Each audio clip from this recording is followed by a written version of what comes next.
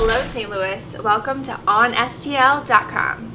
Today's segment is sponsored by Sterling Limousine Service. Weddings are right around the corner. Let's just drop the corners. Aaron Williams is with us today, and Aaron has the 7th grade poetry. The 7th Grade Poetry Foundation is a 501c3 charitable organization that just completed its 3rd year of programming to give every 7th grader the chance to have their poetic voice celebrated. Why 7th grade? Why? That's the year that all schools are required to teach poetry. Oh, okay. And so what we did is we wanted to come up with came up with an idea of what if instead of studying, if you would, dead poets, they became the poets. And so what if you gave a 7th grader at that magical age the chance to express themselves in any style of poetry on any theme they wanted? What would show up? The competition is on right now.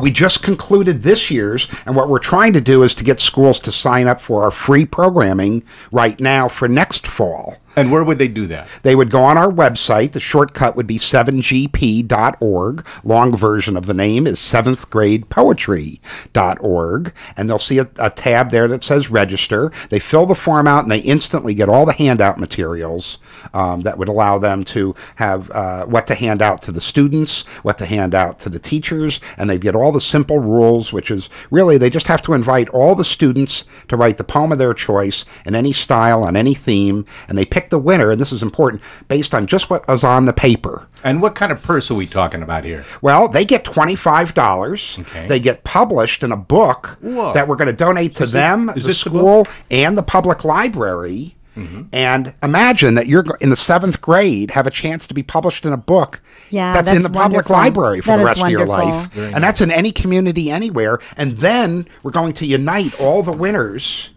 this past year at the St. Louis Public Library, and they'll be live streamed, which means we'll film them reading their own poem in front of educators and other students and parents, and they each get their own individual film clip on the internet, and on our website we put the film clip and the text of the poem. When you were young and you were writing poetry, you say, or wanting to write poetry, do you think that was something that you were alone in doing, or did you connect with, just stuff in books about that, or did you feel odd?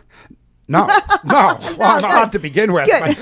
No odder than I've been since I was born, I would say. But I can still remember the poem that I wrote. Uh-huh. Well, okay, let's hear it. All right. And that's actually bringing up something is in school, they're trying to get the kids to mingle or integrate different subjects. And so you could study, as one student did in Arkansas, the Little Rock Nine, and then she was inspired to write a poem as if she was one of the Little Rock Nine. Mm-hmm. And so in 3rd grade, probably around President's Day, they probably asked us to write a poem about Abe Lincoln for Abe Lincoln's birthday holiday.